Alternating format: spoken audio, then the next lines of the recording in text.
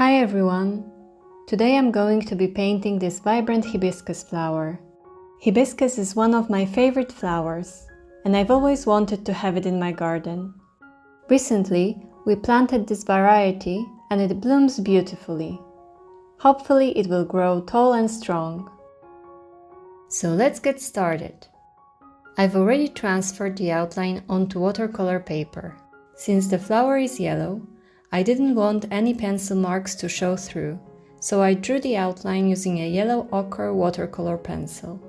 It will dissolve when activated with water and blend into the painting perfectly. You can use any yellow watercolor pencil for this, or if you don't have one, very light pencil marks are also fine. Remember, you can download the outline for this painting from the link in the description box, so we can paint along together. Before I start the painting, I'm preparing lemon yellow and Indian yellow for the petals. First, I cover the entire surface of the flower with lemon yellow, going over the outline a bit to dissolve the watercolor pencil.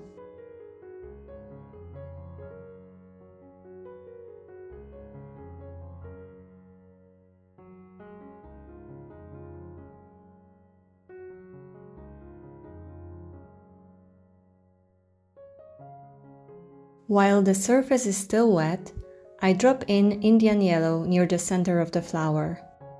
I'm trying to create a jagged edge so it looks like white spikes going up the petal. I'm dabbing Indian yellow in a couple of places along the petal to create some color variation.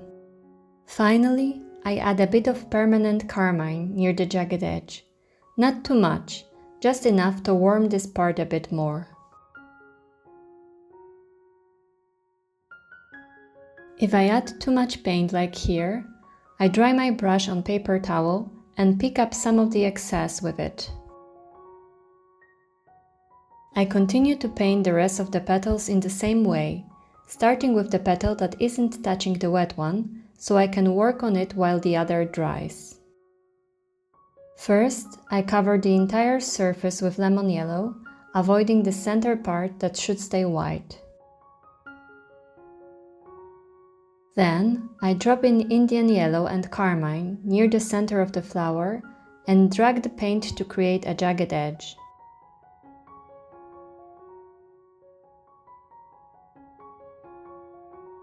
While the petals are drying, I paint the first layer in the center of the flower using very diluted carmine. I paint in the direction of the flower's center with short strokes. You can also start in the center and paint outward, whatever is more comfortable for you. I start with very little pressure so the beginning of the line is pointy, and I finish with a broader stroke, applying more pressure. I leave some white space between the red and the yellow.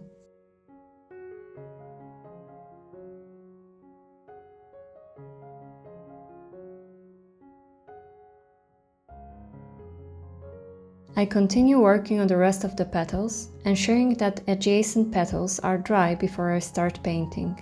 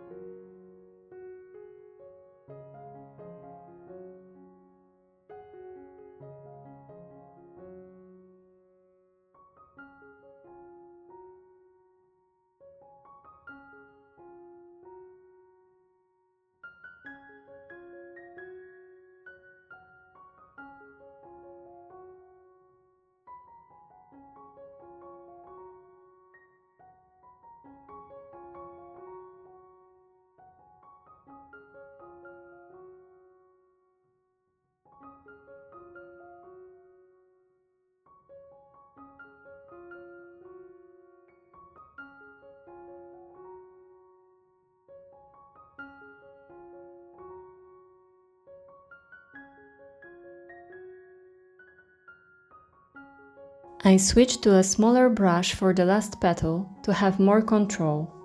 I want to leave the style of the flower and the round elements on top, which I believe are called stigmas, white.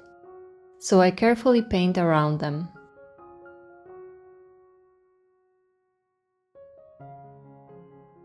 As before, I drop in some Indian yellow and carmine while the lemon yellow layer is still wet.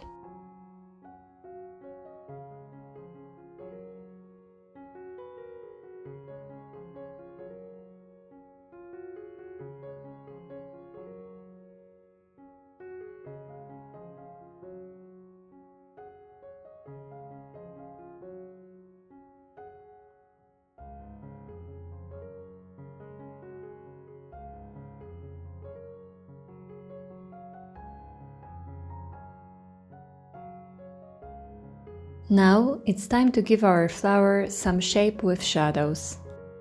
For the shadow color, I prepare a mixture of Indian yellow and manganese violet. Since violet is a complementary color to yellow, it neutralizes it, creating a brown.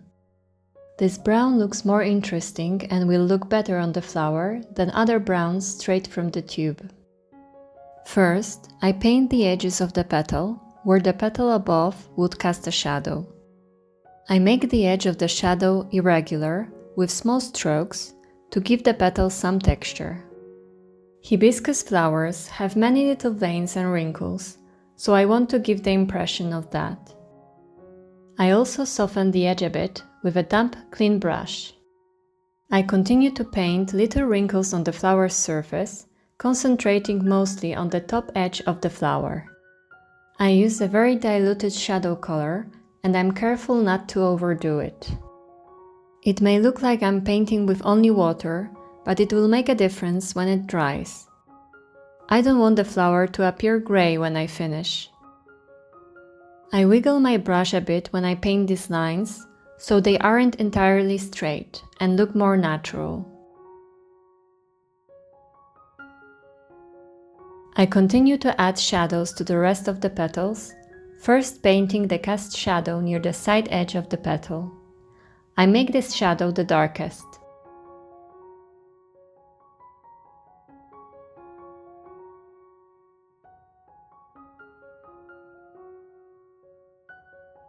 Then, I create shadow lines going from the edge to the center of the flower, making the line wider at the top and thinner towards the center.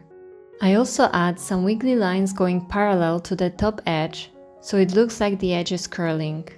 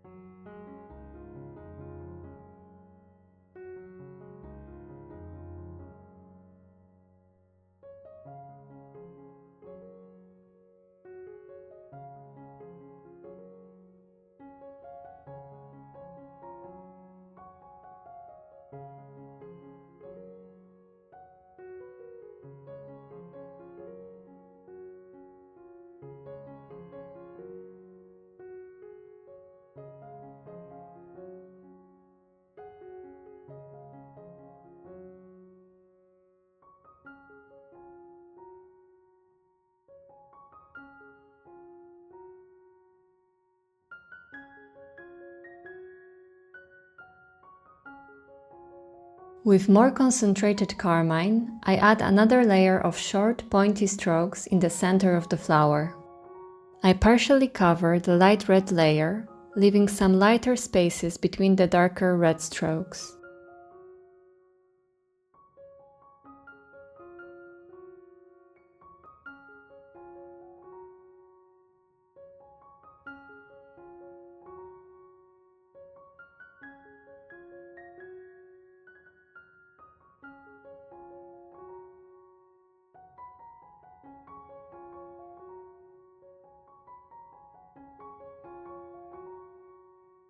To make the flower more vibrant, I add a layer of diluted Indian yellow. I start from the center of the flower, painting with the side of the brush and applying more pressure at the beginning, then finishing with less pressure using the tip of the brush. I wiggle the brush a bit to create some interesting shapes that don't look uniform.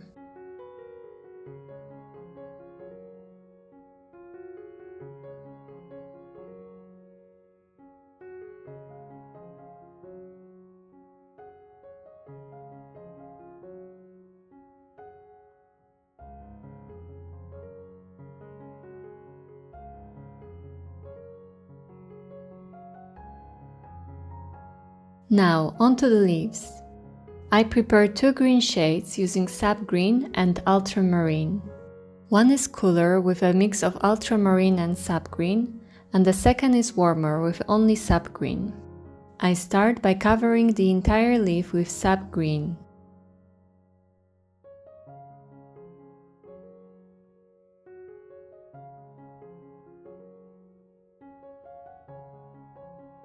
While still wet, I drop in Indian yellow and cool green in some places, concentrating the cool green near the flower to create the effect that the leaves are under the flower and there is some shadow.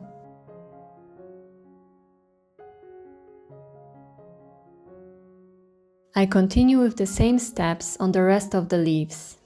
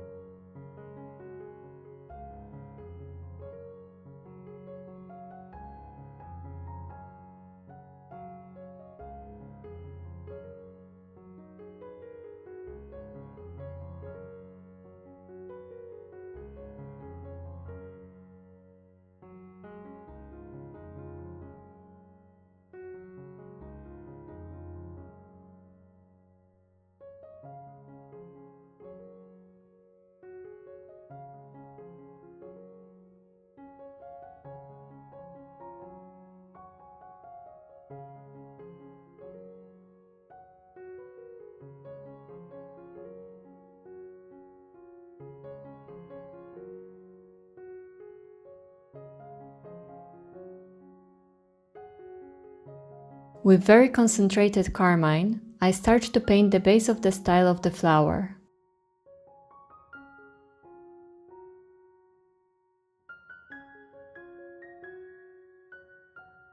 I decided I want the red to be warmer, so I added a bit of Indian yellow to the mix.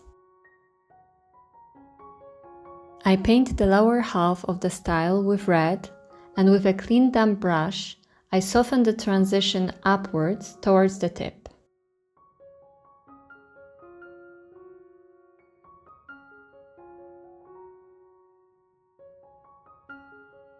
I paint the round elements of the stigma red, trying to paint them separately so they aren't touching.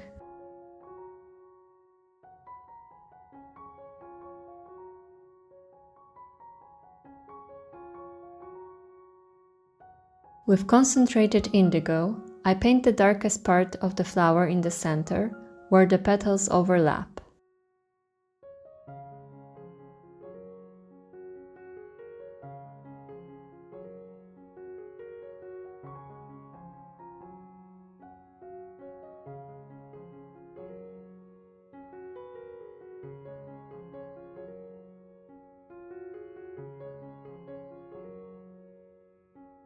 With concentrated cadmium yellow, I paint dots around the style.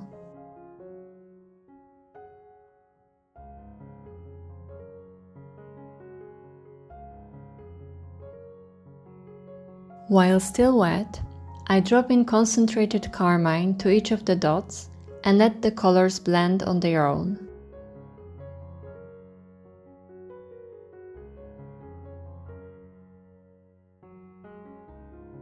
To finish the leaves, I paint veins with a medium consistency of the cooler green mixture.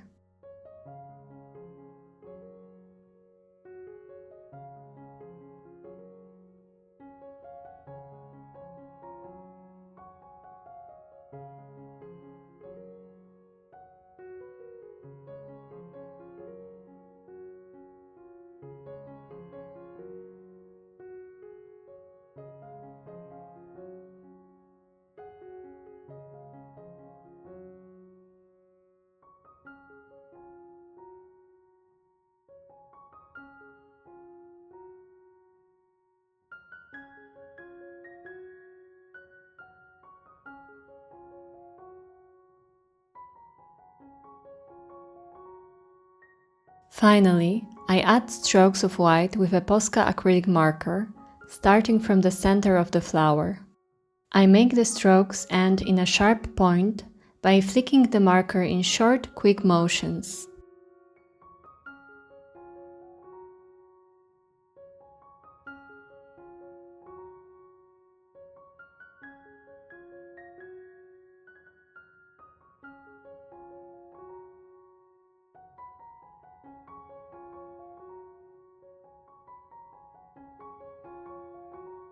As the last step, I draw lines going from the center of the style to the yellow-red dots.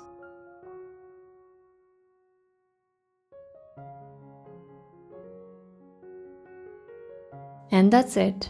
The hibiscus flower is complete. If you enjoyed the video, please consider subscribing for more content like this. As always, the list of tools and the link to the black and white outline are in the description box. Thank you so much for watching till the end and painting with me. If you'd like to paint some more, check out one of these videos. See you in the next one. Bye!